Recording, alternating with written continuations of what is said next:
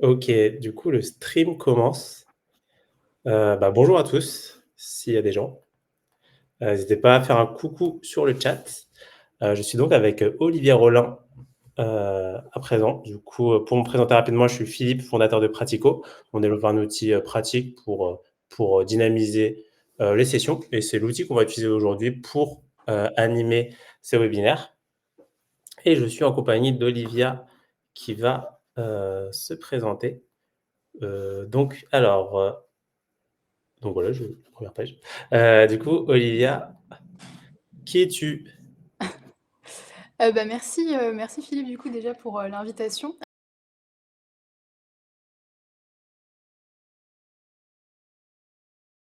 Mais pour me présenter, donc je suis designer d'espace et d'expérience, et notamment, dans le domaine de l'apprentissage, pour pouvoir, voilà créer à la fois, des espaces, d'apprentissage qui soient, voilà qui permettent en fait, de développer en fait le potentiel des, apprenants et puis aussi des expériences d'apprentissage qui permettent de, voilà, de former, ces mêmes apprenants. Donc c'est 2 activités complémentaires parce que je fais de l'ingénierie pédagogique et de l'aménagement d'espace et je mêle un peu tout ça dans mon activité. Et j'ai créé le studio Harmonique Fabrique dans lequel je développe tout ça. Voilà. OK. Est-ce que tu peux m'en dire plus un peu? Qu'est-ce qui t'a amené à là? Oui, alors j'ai eu un parcours, assez varié, on va dire.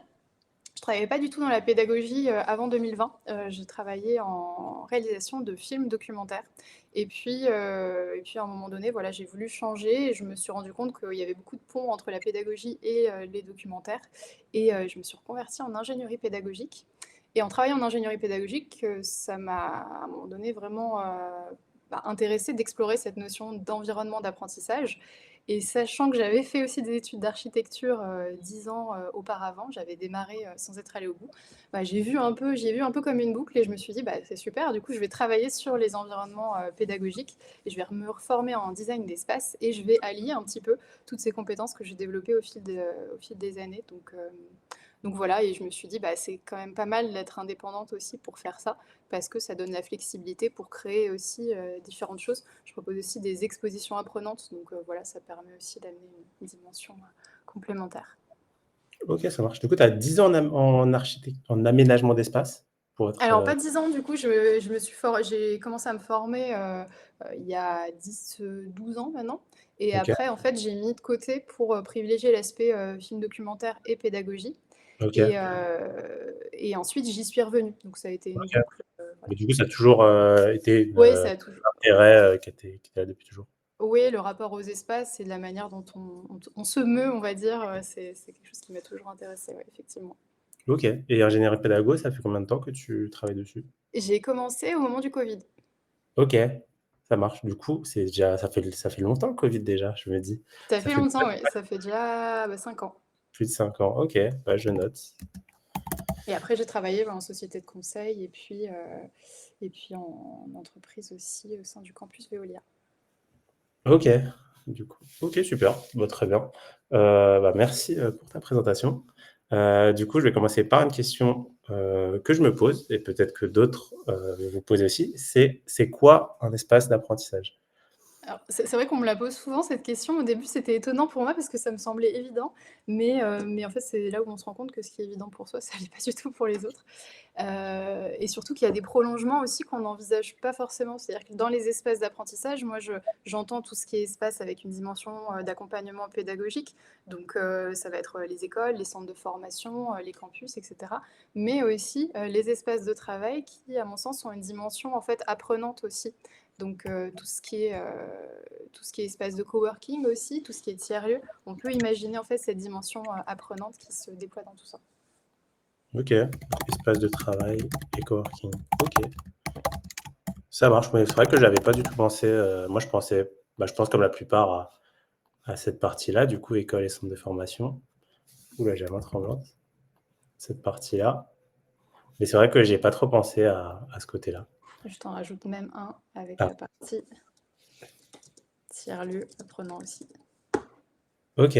C'est que qu'est-ce qu'on parce que tiers-lieu pour apprenants, je connais pas trop. Est-ce que tu peux m'en dire plus?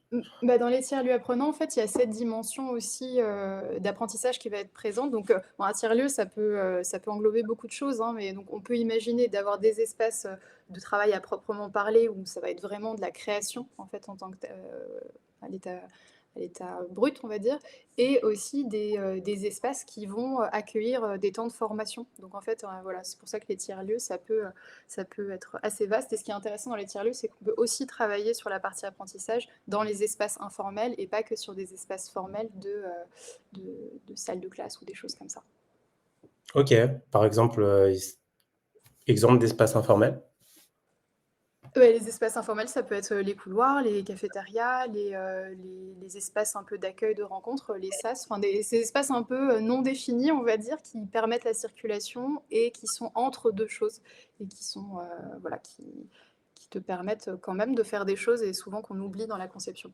Ouais, c'est-à-dire que c'est pas juste la salle de cours Ouais. qui est l'espace d'apprentissage. C'est que, bah, peut-être l'espace d'apprentissage, ça commence au paillasson, quoi, on peut dire. Voilà, on peut dire ça comme ça, ouais, exactement. OK, ça marche. Très bien. Du coup, pour toi, quels sont les éléments essentiels pour organiser un espace d'apprentissage?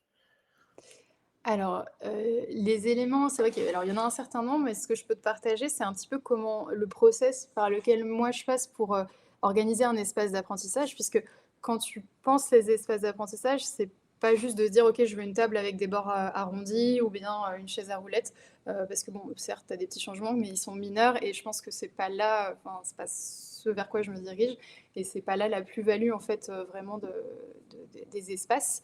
Pour moi, je l'organise un peu en 4 étapes, avec une première étape, je pourrais te mettre aussi des photos, si tu veux. Une première étape, en fait, qui va être de se poser la question: «OK, au-delà de l'apprentissage, vers quoi j'ai envie d'emmener, mes apprenants? En fait, quel potentiel j'ai envie de développer chez eux?» C'est une partie qu'on peut appeler aspiration, si tu veux.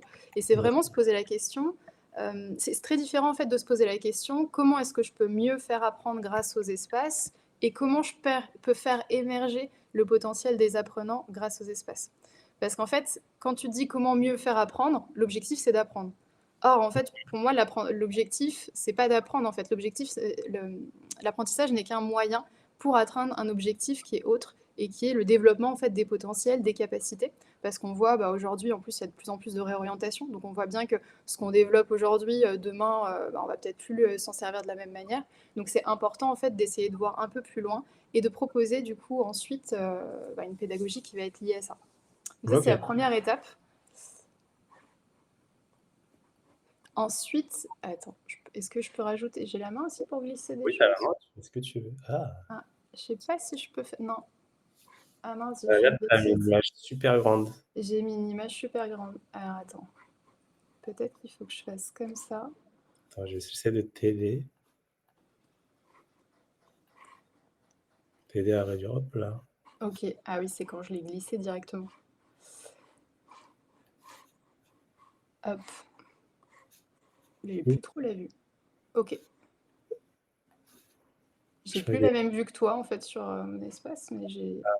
Peut-être qu'il faut que je rafraîchisse la page. Ouais, tu peux rafraîchir.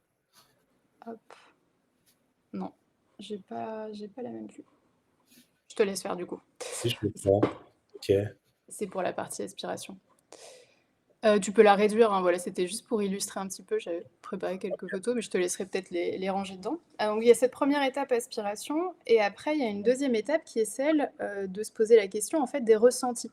Parce que souvent on va directement aller aux usages, et aux besoins pédagogiques, mais en fait avant ça, c'est important de se poser la question des ressentis parce que ce qui fait qu'on est dans un espace qui nous convient, c'est pas juste un processus mental et cognitif, en fait, c'est aussi un état physique et enfin corporel et émotionnel et du coup, de se poser la question des ressentis, ça permet de ce que soi-même, en tant que pédagogue, on veut ressentir dans le lieu et ce qu'on veut aussi que ces apprenants ressentent dans le lieu. Et souvent, c'est pas évident de répondre à ce genre de questions parce qu'on se pose beaucoup plus de questions au niveau cognitif que sur les ressentis de ces apprenants. Mais on peut très bien utiliser ça, on peut très bien essayer de répondre à cette question en... merci Johan du coup pour la petite citation. L'apprentissage n'est qu'un moyen pour atteindre un but. Et pour les ressentis, du coup, on peut utiliser des images et des méthodes visuelles, ouais, c'est ce que j'utilise, pour pouvoir essayer d'atteindre, on va dire, ces ressentis qu'on cherche à avoir chez les apprenants. Je vois. Attends, J'ai peur de te mettre une image, de te glisser une image du coup je vais dedans. faire je vais plutôt faire une image par point, comme Ok. ça, Alors attends, je peux je vais voir. faire une page par point et parce qu'en fait, dans l'idée, je voulais faire un peu peut-être un petit sommaire, mais vu que Ok. tu étais lancé, je voulais pas t'arrêter. Non, mais vas-y, je t'en prie. Yes. Du coup, ça, c'était vers quoi tu as envie d'emmener les apprenants. Mais après, je pense qu'on reviendra un peu sur chaque point Ouais. parce que j'ai des questions et là, c'est un peu plus sur le sujet du ressenti. Hop là et là, tu peux coller ton image si tu veux. Hop, toc. Je te l'ai mise, mais à chaque fois, elle apparaît en grand. C'est vrai qu'elle apparaît en grand, mais Hop. hop là, tac, t'inquiète pas. Bah, je te laisse, Ouais, continuer. et sur cette partie ressentie, et c'est vrai que du coup, Olivia Lancel écrit Learning Experience Design. C'est vrai que dans le processus aussi de Learning Experience Design, je trouve que c'est aussi cette partie ressentie, on pourrait même l'accentuer un petit peu plus pour se dire, OK, quand on applique ça à de la pédagogie, qu'est-ce qu'on a envie que nos apprenants aussi ressentent. Et il y a les Learner Journey Map aussi qui sont très utiles aussi pour ça. Je m'en sers d'ailleurs pour essayer de déployer certaines formations dans l'espace pour voir comment l'espace peut amener des opportunités aussi de déblocage de certaines situations pédagogiques problématiques. Et tu me dis quand c'est bon pour toi, et après je peux évoquer peut-être cette troisième étape qui est peut-être un peu plus connue et un peu plus réalisée aussi dans le processus, qui est la partie usage en fait et besoins pédagogiques. Et c'est vrai que pour pouvoir s'intéresser vraiment aux usages et aux besoins pédagogiques, moi j'utilise des méthodes d'ethnographie qui permettent en fait à la fois d'observer ce qui se passe et aussi de mener des entretiens pour comprendre aussi quelles sont les attentes.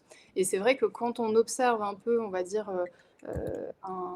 voilà, un cours ou quelque chose, on peut se rendre compte assez vite si les apprenants n'ont pas bougé de la matinée, qu'il y a peut-être quelque chose à faire bouger. Et donc, à partir de là, on pourra penser les espaces. Donc, cette étape, elle est quand même essentielle aussi pour à la fois penser les espaces pour la suite et à la fois ajuster l'accompagnement qu'on va proposer au niveau pédagogique pour que ça soit aussi quelque chose qui amène du mouvement, en fait. On ne peut pas penser vraiment des espaces qui soient pertinents si derrière l'accompagnement pédagogique, il n'y a pas du tout de mouvement dedans. Et après, qu'est-ce que je peux te dire de plus là-dessus? Peut-être que justement, ça dépend aussi, enfin, ne pas se limiter aussi à penser ces usages et ces besoins pédagogiques uniquement dans la salle et dans les quatre murs, mais d'essayer d'imaginer comme on va dire une espèce de chorégraphie, de sa formation entre espace informel, espace formel, avant, pendant et après, ce qui permet d'avoir vraiment une vue globale en fait de là d'où viennent les apprenants, où ils sont pendant qu'on est avec eux et où ils vont aller après et quels sont leurs besoins aussi après. Donc ça permet de les anticiper un peu plus. Je peux te mettre aussi une petite image. Alors attends, ça va te faire un gros plan. Ouais, sûrement. Mais Et ça va te faire un gros plan. Hop. Tac. Mais je crois qu'elle s'est mise sur la page d'avant, la mienne.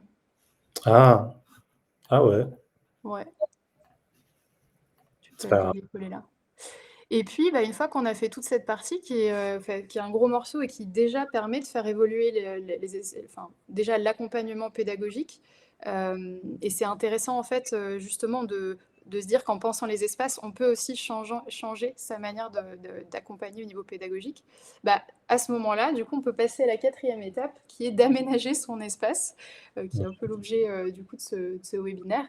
Et comment est-ce qu'on aménage et comment est-ce qu'on organise ces espaces? C'est déjà en fait en pensant, non pas en pensant le mobilier d'abord, mais en pensant les vides avant de penser les pleins.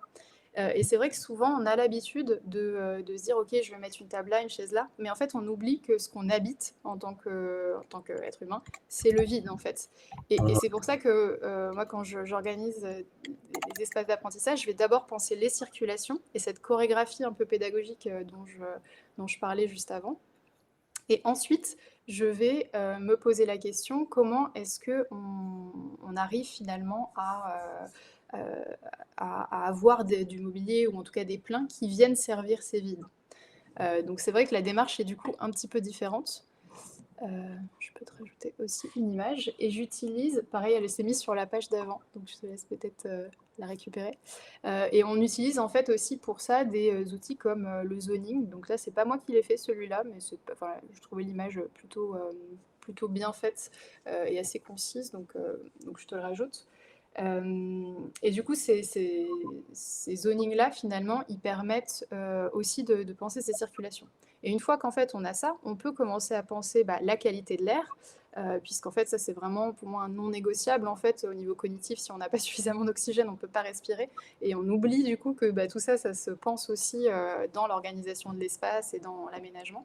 Donc la qualité de l'air, la lumière aussi qui est essentielle. Quand je dis lumière, ça peut être lumière naturelle, lumière chaude qui permet d'avoir une ambiance accueillante, lumière froide qui amène aussi de la précision, mais aussi les couleurs, puisque voilà, les deux sont... La lumière, c'est pas que juste ce qui diffuse de la clarté, c'est aussi les couleurs que ça renvoie. Il y a la notion de bruit aussi, quand on imagine finalement ces circulations, là, comme on voit à l'écran. Bah, finalement, si on met 2 activités qui sont un petit peu antinomiques, l'une à côté de l'autre, en termes de bruit, il va falloir penser des solutions acoustiques. On peut penser le végétal aussi, avec tout ce qui est biophilie derrière, puisque bon, quand on est en contact avec la nature aussi, ça développe un certain nombre de bah, voilà, ça amène aussi une ouverture, chez les apprenants. Je vais peut-être pas le développer maintenant parce que c'est tout un sujet. Et puis après, bah, il y a tout ce qui est, vraiment aménagement en tant que tel dans le détail, on va dire. Et là, on peut aussi imaginer, je là, je glisse juste un mot par rapport à ça parce que c'est un sujet qui me passionne, tout ce qui est nudge design aussi. Je vais te rajouter un petit post-it là-dessus. Le Mmh. nudge design, c'est vraiment, c'est comment en fait tu influences aussi, certains, comportements d'apprenants grâce au design en fait, ça c'est quelque chose qui est issu du marketing, mais quand on peut, enfin voilà, on peut aussi, s'en servir pour des pour des motivations plus louables qui sont celles de l'apprentissage et qui permettent en fait aussi d'influencer positivement l'apprentissage. Donc voilà un petit peu pour les grands points. Je ne sais pas s'il y a des choses, si tu as des questions. Image design, ça veut dire c'est le fait que, par exemple, dans un magasin, on a les odeurs, et cetera. C'est comme l'odeur de boulangerie de Paul, par exemple? Voilà, c'est ça. Ou dans le d'ailleurs, j'ai découvert qu'il y avait des odeurs aussi de boulangerie qui étaient dans les métros et cetera aussi pour nous donner envie d'acheter des bon, mais là, enfin, ça peut être des choses un peu comme ça marketing. Après moi, c'est pas ça que j'encourage. C'est Ouais. vraiment sur une dimension beaucoup plus, bah, apprenante, d'engagement, d'aller vers les autres. Comment est-ce qu'on crée de la coopération sans avoir à dire: «OK, toi tu parles avec un tel maintenant, vous travaillez ensemble». Comment est-ce qu'on peut créer aussi des dialogues asynchrones grâce à l'espace, grâce à des affichages où on vient solliciter l'avis des apprenants, sur des espaces informels aussi qui a qui a, alors je regarde en même temps les messages, mais alors je regarderai peut-être après. Ouais, ouais, de toute façon, on Heu, passera après sur les petites questions.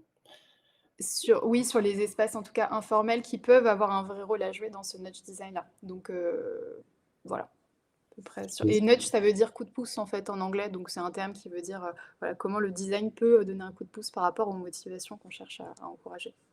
Yes. Du coup, il y a une question de Johan qui a été Ouais. remontée par, Olivia L, qui nous aide beaucoup sur ces lives, qui est sur les ressentis. Du coup, est-ce que, heu, les apprenants parviennent-ils à formuler les ressentis qu'ils souhaitent avoir et comment les guides-tu? Alors déjà du coup là dans ce que je disais, c'est dans le processus de conception des espaces. Donc ça veut dire que ça va être, il va y avoir des apprenants, mais il va y avoir aussi les pédagogues qui veulent aussi susciter certains ressentis chez leurs apprenants. Donc déjà, c'est les 2 publics qui sont interrogés et ensuite, bah, en fait, c'est assez difficile pour eux de le formuler. Du coup, moi je passe par des méthodes visuelles, de choix d'images, on va dire, qui se disent: «OK, bah, j'ai envie de ressentir». Par exemple, là, je l'ai un peu montré en ajoutant ces images-là et c'était sciemment.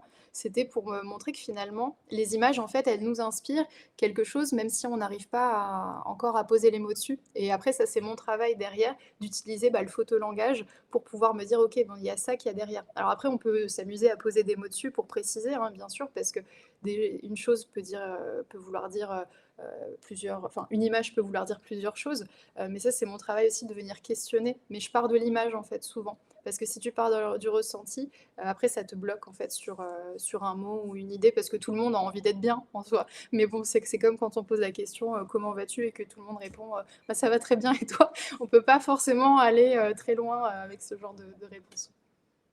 Mmh. OK, ça marche.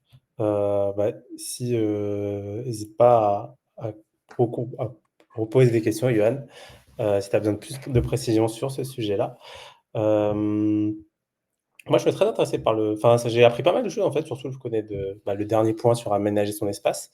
Parce qu'en fait, moi, en tant que néophyte, je pensais que l'espace d'apprentissage, c'est juste les petites chaises roulantes avec la table intégrée et qu'au final, que ça va beaucoup plus loin, qu'il faut penser, les murs, les affichages, le bruit, les végétaux et cetera et du coup qu'il y a un vrai sujet sur ces points-là. Je sais pas si par exemple tu as, par exemple des végétaux, j'y connais rien, et par exemple peut-être, prenons ce point des végétaux, peut-être, comment adapter des végétaux pour l'apprentissage? Enfin j'ai du mal à Ah, faire le lien. je sais pas si je vais pouvoir adapter des Ouais, végétaux pour l'apprentissage, mais le challenge est intéressant. Je pense que c'est déjà juste d'avoir une présence en fait végétale pour te sentir aussi dans un cadre naturel ouais.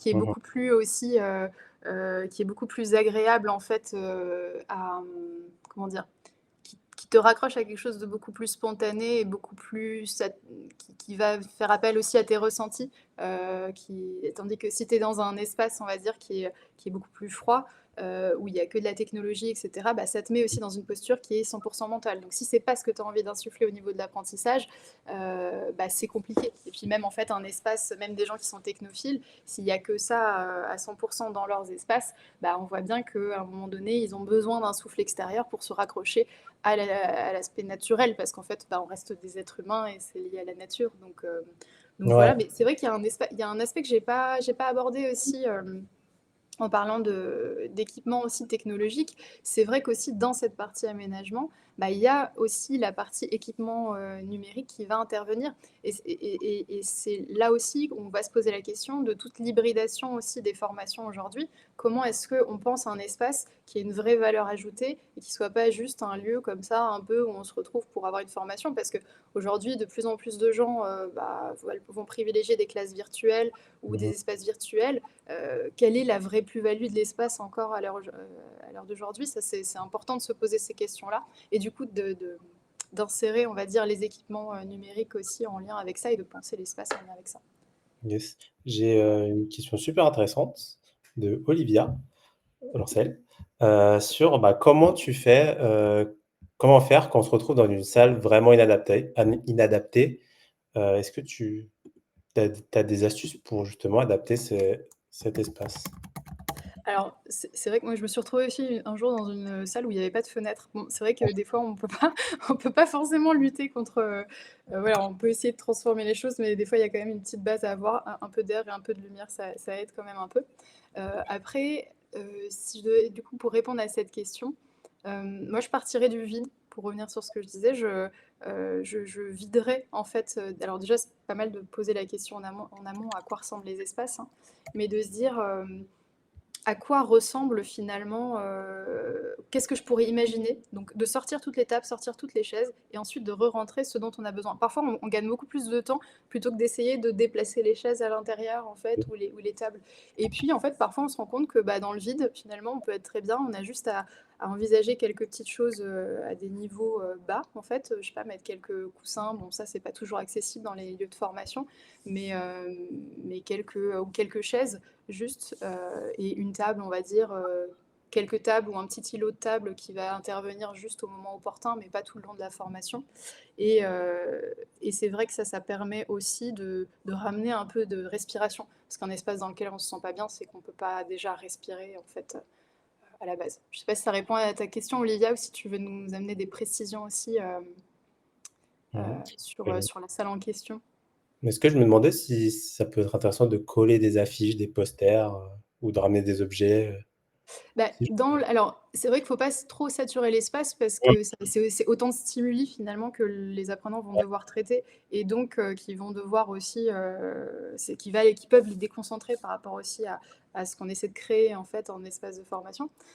Mais c'est vrai qu'en fait, bah, comme notre regard, il est, au niveau des murs, quand on a besoin de transmettre certaines choses ou quand on veut, on va dire développer une expérience en particulier, bah, autant se servir finalement du fait que le regard accroche au mur en développant des affichages voilà, qui soient adaptés.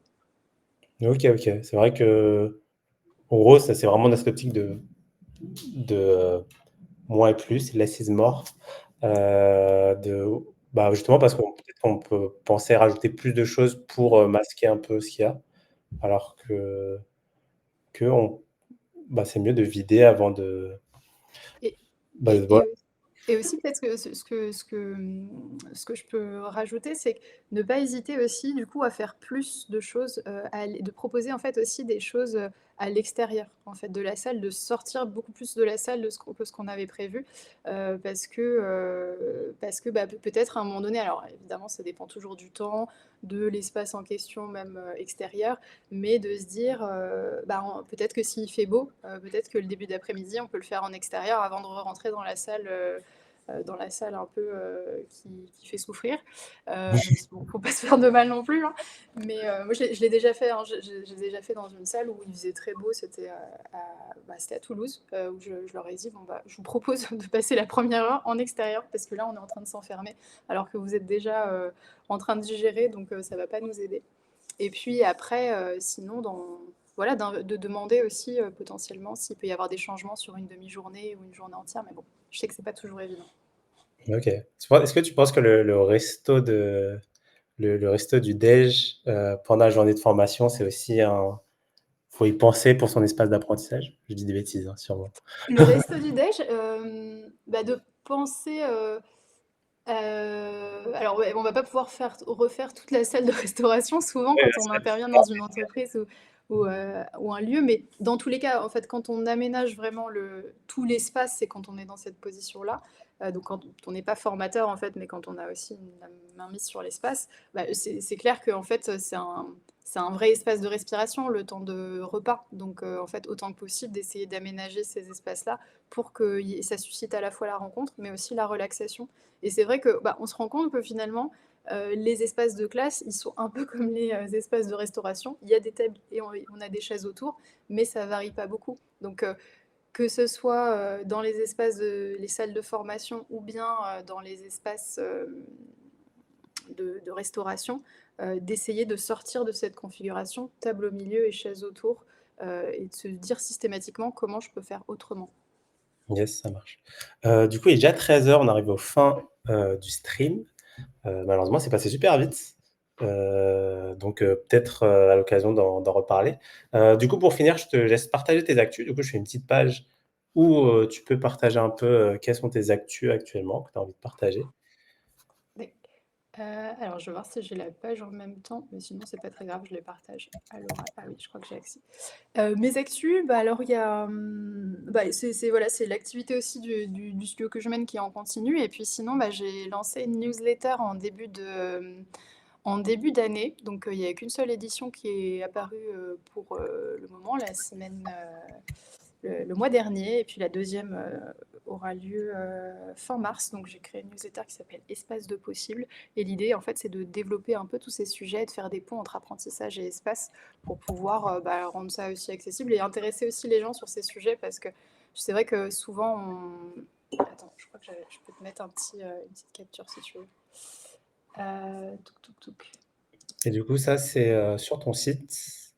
Ouais, On c'est s'inscrit? disponible sur mon site. Tiens, je te mets la fiche, je sais pas si tu vois l'image. Je crois qu'il s'est mis. Il s'est pas mis. Bon, c'est pas très grave. Yes. Et espace de possible avec un S espace parce qu'il y en a plusieurs et j'essaie de pas m'enfermer dans un seul type d'espace justement. Et c'est accessible sur mon site. Et puis voilà. Après, sinon, j'ai deux types d'offres en lien avec les espaces. Bah, une offre un peu audit conseil où je travaille sur où j'essaie justement de faire toute cette première partie, d'essayer de voir quels sont les besoins, quels sont les ressentis, quelles sont les aspirations et à quoi pourrait ressembler l'espace qu'on peut créer à partir de tout ça. Et après, une offre un peu plus complémentaire de conception, où là, je vais vraiment concevoir l'espace de A à Z pour pouvoir avoir quelque chose de chouette dans lequel les apprenants se sentent bien et les formateurs ou enseignants aussi. Voilà à peu près pour mes news. OK et tout ça, c'est on retrouve, avec, Ouais, sur mon site Harmonique, c'est www.harmonique-fabrique-du-haut fabrique.com. Fabrique avec un Q Avec un ou K, ouais. K.com. OK. Ouais. Alors attends, j'ai une question de Johan. Est-ce que le Graal n'est pas l'espace n'est pas un espace hyper modulable qui s'adapte aux différents moments et formats d'apprentissage et avec le formateur proposer un guide d'aménagement de l'espace qui suit les modalités qu'il mobilise. Alors effectivement, juste pour répondre à cette question, en 2 minutes, je propose aussi tout un guidage, on va dire, par rapport à la signature pédagogique aussi des centres de formation et de voir comment est-ce que l'espace peut répondre à ça. Parfois, tu peux avoir des petits espaces où il y a du coup, tu es obligé en fait d'amener de la modularité pour créer différentes zones d'apprentissage. Mais après, quand tu as de l'espace, tu peux aussi te faire plaisir et créer différentes zones. Et dans ce cas-là, la modularité, on va dire, elle va être moins sollicitée. Mais dans tous les cas, l'idée, c'est d'amener de la flexibilité. Et c'est justement l'objet de la prochaine newsletter, c'est de voir comment est-ce que ça stimule aussi l'apprentissage d'amener cette modularité-là. Je spoil pas trop. OK, super, trop bien et sinon, où est-ce qu'on peut te retrouver, Olivia? Écoute, sur LinkedIn, sur mon site, tu veux mon mail peut-être ou C'est pour, ouais, sur mon LinkedIn principalement, c'est vrai que je suis ouais, sur mon LinkedIn et puis voilà. Je n'investis pas tous les réseaux sociaux pour le coup, mais LinkedIn, il c'est y a déjà pas mal. l'apéro aussi pédago que tu organises. Ah oui, et sur les apéros pédago, merci. Merci, merci de penser à ça pour moi. Et le prochain, c'est le 26 mars. Le prochain à Paris, c'est le 26 mars. On se retrouvera au Titi Palacio, comme le disait Olivia Lancel, du coup, sur la conversation. Et il y en a d'autres qui se passent un peu partout en France. Hein. Si vous n'êtes pas à Paris, c'est OK aussi. Il y en a à Marseille, à Lyon, à Toulouse, à Bordeaux, voilà, et dans d'autres villes maintenant, à Lille. Je ne vais pas tout spoiler parce qu'il y en a qui n'ont pas été encore annoncés, mais vous pouvez voir ça sur le site du collectif. Ça marche, c'est sur LinkedIn aussi, je crois. Ouais, Enfin, moi, je sais pas. collectif apéro pédago, c'est facile. OK, ça marche. Super, merci, Olivia. Est-ce que tu as un dernier mot pour, Bah, nous merci à partager? toi, en tout cas, pour ce webinaire. Et puis, du coup, ça permet aussi de lier espace physique et espace virtuel. Donc c'est sympa. Ça marche. Merci. Merci à tous, aussi pour vos questions, car ça va parce que je pense on a approfondi des sujets beaucoup plus intéressants grâce à vous. Je vous souhaite, une bonne journée et Merci à à la tous. prochaine. Merci à tous. Salut.